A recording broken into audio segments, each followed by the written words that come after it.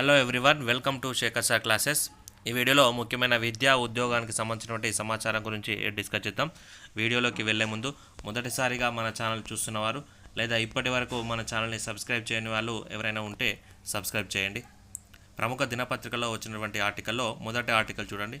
June 9నే group 1 prelims పరీక్ష నిర్వహణ ఏర్పాట్లో టీఎస్పీఎస్సీ వాయిదాకి నో ఛాన్స్. ఒకవైపు రాష్ట్రంలో లోక్సభ ఎన్నికల ప్రక్రియ కొనసాగుతున్నప్పటికీ మరొక వైపు గ్రూప్ 1 ప్రిలిమినరీ పరీక్షను జూన్ 9వ తేదీన నిర్వహించడానికి టీఎస్పీఎస్సీ ఏర్పాట్లు చేస్తున్నది. హాల్ టికెట్లను కూడా వచ్చే నెలాఖరులోగా విడుదల చేయాలని కమిషన్ అధికారులు భావిస్తున్నారు. ముందుగా ప్రకటించిన తేదీనే పరీక్ష నిర్వహణకు వారు మొగ్గు చూపుతున్నట్లు తెలుస్తున్నది. ఇప్పటికే ప్రశ్నపత్రాల రూపకల్పన, తర్జమా చేయడంతో పాటు పరీక్ష కేంద్రాల గుర్తింపు వంటి పనులు జరుగుతున్నాయి. దీంతో ఈ పరీక్ష వాయిదా వేసే ఉద్దేశమే లేదని తెలిసిపోతుంది. ఇప్పటికే గ్రూప్ 1 కోసం అభ్యర్థులు ప్రిపరేషన్పై దృష్టి సారించారు. హైదరాబాద్ సహా ఇతర జిల్లాల్లోని కోచింగ్ సెంటర్లో వేలాది మంది అభ్యర్థులు శిక్షణ పొందుతున్నారు. వివిధ సంక్షేమ శాఖల ఆధ్వర్యంలోని స్టడీ సర్కిల్లో కూడా శిక్షణ పొందుతున్నారు. ఎన్నికలకు దూరంగా నిరుద్యోగులు గ్రూప్ 1తో పాటు గ్రూప్ 2, గ్రూప్ 3 ఇతర పరీక్షల నేపథ్యంలో అభ్యర్థులు లోక్సభ ఎన్నికలకు దూరంగా ఉండే అవకాశం ఉన్నదని తెలుస్తుంది. ఎన్నికల ప్రచారంలో వారి యొక్క పాత్ర ఉండకపోవచ్చన్న అభిప్రాయాలు ఎక్కువగా వినిపిస్తున్నాయి. వివిధ పార్టీల తరపున నిరుద్యోగ యువత ప్రచారంలో పాల్గొనే పరిస్థితులు ఇప్పటికే తగ్గినట్లు భావిస్తున్నారు. ఈ యొక్క article group 1 prelims exam June 9నే ఉంటుంది అనేటువంటిది తెలియజేయడం జరుగుతున్నది. టీఎస్పీఎస్సీ దానికి సంబంధించినటువంటి ఏర్పాట్లు చేస్తున్నది. సో కంపల్సరీ ముందుగా నిర్ణయించినటువంటి జూన్ 9వ తారీఖు మాత్రమే గ్రూప్ 1 ప్రిలిమ్స్ కంపల్సరీ కండక్ట్ చేయాలి. దానికి సంబంధించిన ఏర్పాట్లన్నీ జరుగుతున్నాయి. పరీక్ష కేంద్రాలు గుర్తించడం కానీ, క్వశ్చన్ పేపర్ తయారు చేయడం కానీ అన్నీ రెడీ అయినాయి అనేటువంటిది ఈ యొక్క ఆర్టికల్ అనేటువంటిది తెలియజేయడం జరుగుతుంది. సో వాయిదా అనేటువంటిది వేయకపోవచ్చు, వాయిదా వేయడానికి అసలు ఛాన్సే లేదు అనేటువంటిది ఈ యొక్క ఆర్టికల్ తెలియజేయడం జరుగుతుంది. నెక్స్ట్ ఆర్టికల్ చూడండి. ముగిసిన టెట్ దరఖాస్తు గడువు, మరోసారి గడువు పెంపు లేదు, ప్రభుత్వం స్పష్టీకరణ. ఉపాధ్యాయ అర్హత పరీక్ష 2024 దరఖాస్తు గడువు ముగిసింది. తెలంగాణ టెట్ ఆన్లైన్ అప్లికేషన్ గడువు శనివారం ఏప్రిల్ 20తో ముగిసింది. మరోవైపు గడువు పెంచే ప్రసక్తే లేదని అధికారులు స్పష్టం చేశారు. అయితే ముందుగా నిర్ణయించిన షెడ్యూల్ ప్రకారం ఈ నెల 10వ తేదీన దరఖాస్తుల గడువు ముగియాల్సి ఉంది. కానీ పలువురు నుంచి వచ్చినటువంటి విజ్ఞప్తుల ఆధారంగా ఈ తేదీని 20 వరకు పొడిగించారు. ఫలితంగా శనివారంతో దరఖాస్తుల స్వీకరణ ప్రక్రియ పూర్తయింది. నోటిఫికేషన్కు సంబంధించినటువంటి సమాచారం వివరాలు. దరఖాస్తుల ప్రారంభ తేదీ మార్చి 27, 2024. దరఖాస్తుల చివరి తేదీ ఏప్రిల్ 20, 2024. హాల్ టికెట్ల డౌన్లోడ్ ప్రారంభం మే 15 నుంచి.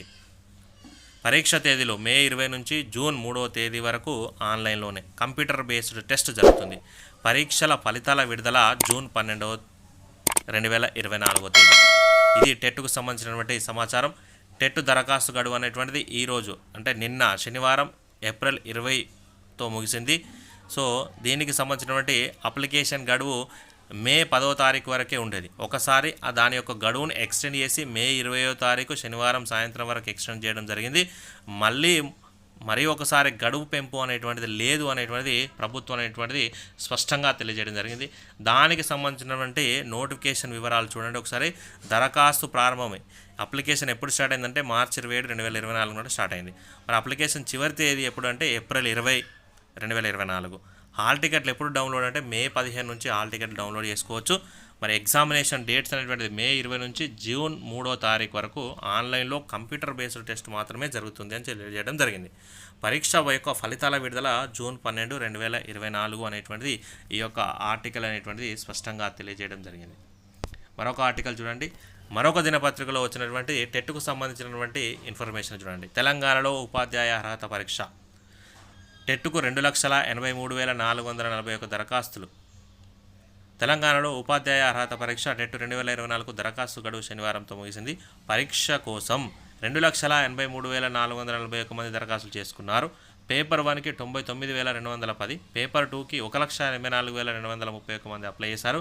దరఖాస్తులోని వివరాలను సవరించుకునేందుకు అవకాశం ఇవ్వగా పేపర్ 1లో 6,626 మంది, పేపర్ 2లో 11,428 మంది సరిచేసుకున్నారు. కంప్యూటర్ ఆధారిత విధానంలో నిర్వహించే పరీక్షలను మే 20 నుంచి జూన్ 3 వరకు నిర్వహిస్తామని విద్యాశాఖ ప్రకటించింది. పరీక్ష ఫలితాలు జూన్ 12వ తేదీన విడుదల చేస్తామని తెలిపింది. అయితే ఇది టెట్కు సంబంధించిందే. సో మే 20వ తారీఖు సాయంత్రం వరకు టెట్ అనేటువంటి దరఖాస్తు గడువు ముగిసింది. దానికి వచ్చినటువంటి అప్లికేషన్స్ అంటే దరఖాస్తులు అప్లికేషన్స్ 2,83,441 మంది అప్లై చేసుకున్నారు. 2,83,441 అప్లికేషన్స్ వచ్చినాయి. మరి పేపర్ 1కి ఏ విధంగా ఉంది అంటే 99,210 మంది అప్లై చేసుకున్నారు. పేపర్ 2కి 1,84,231 మంది అప్లై చేశారు. మరి దరఖాస్తులను సవరించుకునేందుకు అంటే ఎడిట్ ఆప్షన్ ఇచ్చినప్పుడు పేపర్ 1లో ఎంతమంది అంటే 6,600 మంది ఎడిట్ చేసుకున్నారు. పేపర్ 2లో 11,428 మంది ఎడిట్ ఆప్షన్ యూజ్ చేసుకొని ఎడిట్ చేసుకోవడం జరిగింది. ఇది కంప్యూటర్ బేస్డ్ ఎగ్జామే. మే 20 నుంచి జూన్ 3 వరకు ఎగ్జామినేషన్ అనేటువంటిది నిర్వహిస్తామనేటువంటిది విద్యాశాఖ ప్రకటించింది. ఈ యొక్క రిజల్ట్ని అంటే పరీక్ష యొక్క ఫలితాలను జూన్ 12వ తేదీన విడుదల చేస్తామనేటువంటిది ఈ ఆర్టికల్ అనేటువంటిది తెలియజేయడం జరిగింది. నెక్స్ట్ ఆర్టికల్ గురించి డిస్కస్ చేస్తే చూడండి, పదోన్నతులకు టెట్ కష్టాలు. ఇది కూడా టెట్కు సంబంధించినటువంటి ఇన్ఫర్మేషనే.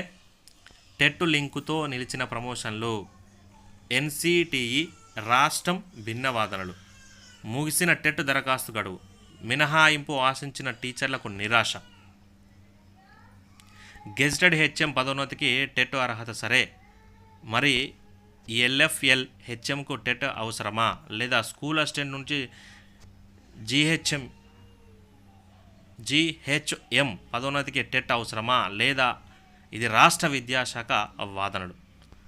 ప్రాథమికోన్నత పాఠశాలలో బోధిస్తున్న హెచ్జిటీలకు female library TET, literacy TET, LFL HM పదోన్నతి పొందేందుకు టెట్ అవసరం లేదు. 6, 7, 8 తరగతుల్లో బోధిస్తున్న లాంగ్వేజ్ పండితులకు హోదా మారడం లేదు కనుక వీరికి టెట్ అవసరం లేదు. ఇన్ సర్వీస్ టీచర్లకు టెట్ నిర్వహించవచ్చు. 1 నుంచి 5వ తరగతికి బోధిస్తున్న వారు హై స్కూళ్ళలో స్కూల్ అసిస్టెంట్ పదోన్నతి పొందేందుకు మాత్రమే టెట్ పేపర్ 2 అవసరం. రాష్ట్ర ప్రభుత్వం టెట్ పాస్ పర్సంటేజీని కుదించకపోవచ్చు. టీచర్లకు ప్రత్యేకంగా టెట్ నిర్వహించవచ్చు. సబ్జెక్టులను బట్టి సిలబస్ను నిర్వహించుకోవచ్చు. ఇది తెలంగాణ ప్రాంత ఉపాధ్యాయ సంఘం తపస్ నేతలకు ఎన్సిటిఈ ఇచ్చినటువంటి స్పష్టత.